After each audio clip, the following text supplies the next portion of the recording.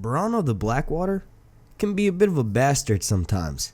In this video, I want to discuss the different ways that Game of Thrones Season 7 Episode 7 foreshadowed many different things in Game of Thrones Season 8, starting out with Bronn attempting to assassinate Daenerys Targaryen.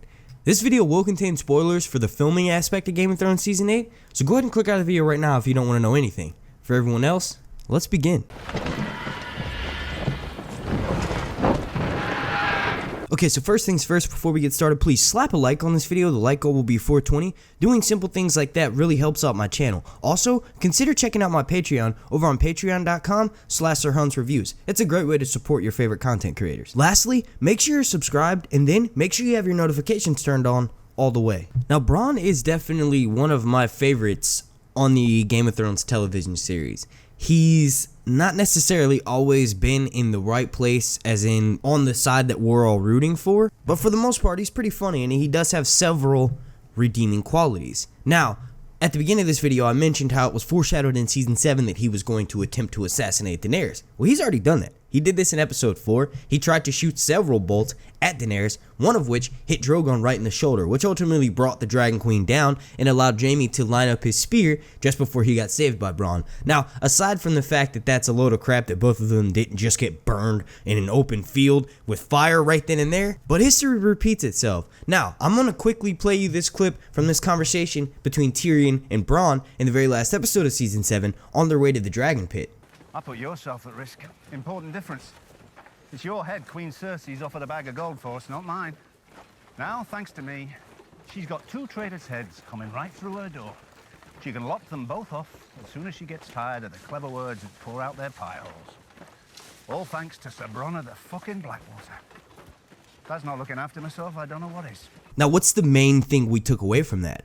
Bronn is sounding as though he's 100% in line with Cersei. Now, I will say, aside from the fact that Lena Headey and Jerome Flynn actually dated in real life, they have very few scenes on screen together, and that's going to continue in Season 8. So the fact that Bronn is sounding so clearly aligned with Cersei makes me think that he's going to do something that involves not being in a scene with her. And the obvious choice for that would be attempting to assassinate Daenerys.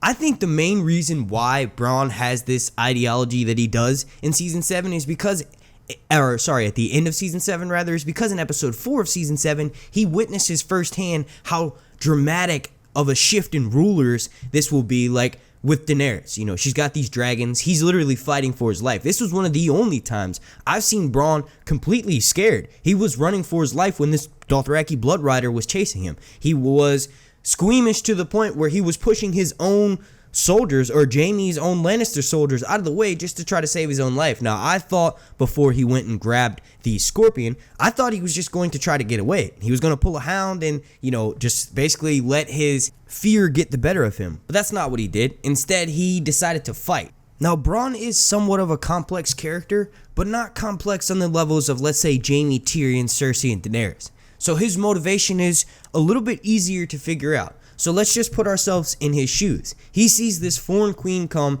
and basically destroy all of what is his supposed hard work. You remember, him and Jaime Lannister just sacked Highgarden, and here's this foreign queen showing up and destroying everything. Now, it might have gone a little bit differently if Daenerys did what others advised her to, which was basically to parlay and sort of have that Dragon Pit meeting first before having this field of fire. She might have had a better chance in swaying Bronn over to her side. The difference with Jaime and Cersei's relationship and Bronn and Cersei's relationship is that Jaime and Cersei are lovers. So Jaime knows Cersei on so much of a deeper level. There's feelings involved, there's love involved, and they're also siblings. So there's the Lannister family that they have to protect and they have to endure. Bronn, on the other hand, is not that deeply attached to Cersei. He sees her as sort of continuing on with what he's been doing, the safest way to do that. We do know that Jaime is stormed out and Tyrion has completely turned tail and is fighting for this foreign queen. So the simplest way for Bronn to get what he's always wanted is to remain loyal to who he's remained loyal to,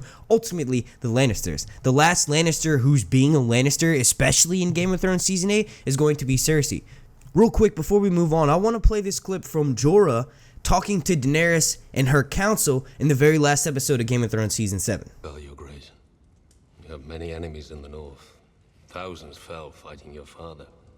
All it takes is one angry man with a crossbow. He'll see your silver hair on the King's Road and know that one well-placed bolt will make him a hero. The man who killed the Conqueror.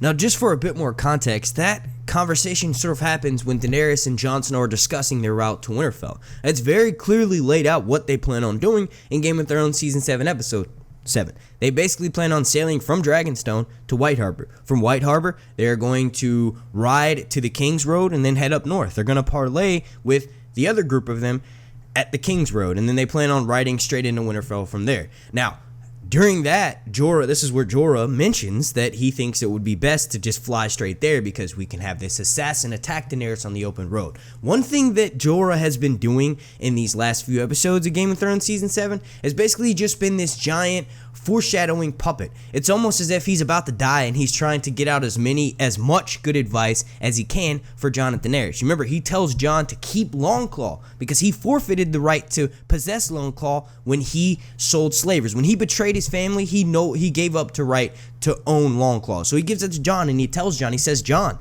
pass this on to your future children. During the same episode, we have Tyrion mentioning to Daenerys, you need to select an heir for the future. We need to have a contingency plan because if you die, all of this dies with you. We have no way of furthering your goal and your ideology. So the whole time I'm hearing Jorah mention how someone could easily sneak a well-placed bolt into Daenerys while she's riding on horseback, Bronn was the first one that popped up in my head. Now, just hear me out for a second. Bronn has literally already done this. He has attempted to make a well-placed scorpion bolt hit Daenerys and take her out for good. He missed, but one of the heaviest themes in Game of Thrones is that history repeats itself.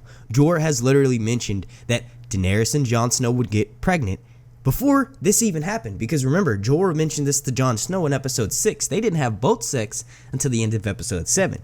So the fact that Jorah foreshadowed this, him foreshadowing an attempted assassination attempt on Daenerys, 100% believable. Remember, he's the one that is semi-responsible for Daenerys almost getting assassinated way back in season 2. Now, obviously, that was more so Varys, but the information was being parlayed from Jorah to Robert's council. I will say that it's a bit ironic that it's a scorpion that's used to attempt to assassinate Daenerys in season 7, and it's also a legitimate scorpion that is attempted to assassinate her. Now, obviously, Jorah is 100% under the control of Daenerys in the sense that he will remain loyal to her and most likely never share information on her, but the fact that he mentions that the person who does this, the person who may attempt to assassinate Daenerys, if they're successful, they'll be a hero in the Queen's eyes and will most likely be revered throughout all of the Seven Kingdoms as the person who saved Westeros from this foreign, white-haired whore who came to conquer everyone with her dragons. Remember, that's pretty much the public opinion of Daenerys right now. Not too many people know what she did north of the Wall, and hardly anyone knows about how she's going to plan on defeating the treacherous Cersei. So, 100% Bronn falls in line with that hero who wants to be heralded by the Queen. Bronn mentioned this on their way to the Dragon Pit. Now, this next part will contain minor spoilers, so go ahead and click out of the video right now if you don't want to know anything about Game of Thrones Season 8. Okay, so several months back, at the end of 2017, we were given several pages that were leaked in a very similar fashion to pages from Season 7 that were leaked.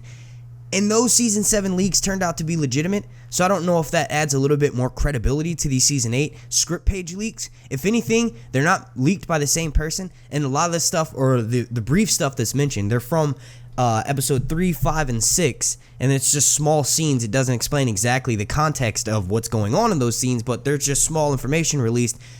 The one legitimate leaks from Season 7 will release the same way, so these might have a little bit more validity. But the part of these leaked transcripts that most refers and helps with my video is one between Tyrion and Bronn, and this is supposedly taking place in the very last episode of Game of Thrones. Take these with a grain of salt because they're most likely horseshit, but fun nonetheless. Tyrion says, "I hear my brother promised you a castle."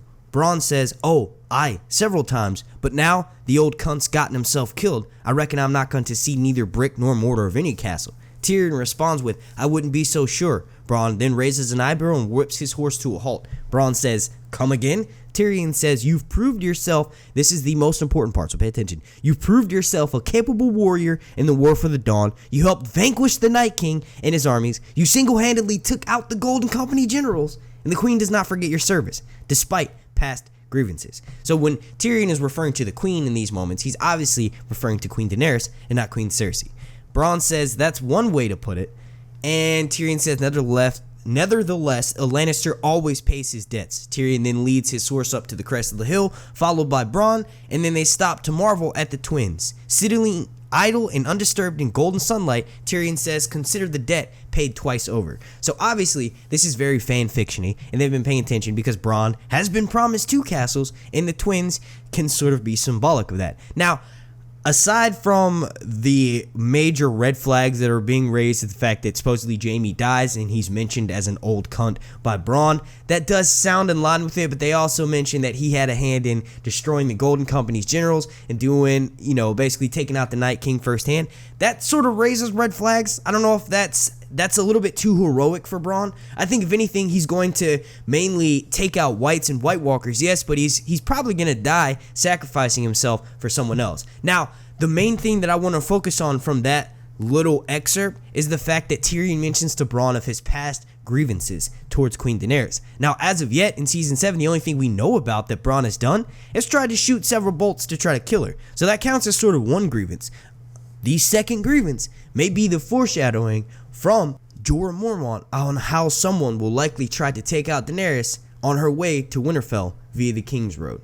Alright. I want to thank you all so much for watching. If you could please slap a like on this video. The like goal will be 420. Also, please leave me a comment down below and let me know your thoughts on this little Bronn theory of mine. And make sure you let me know if you want me to cover all of the rest of those transcripts from Game of Thrones Season 8. Super special shout out to every single member of my Patreon family.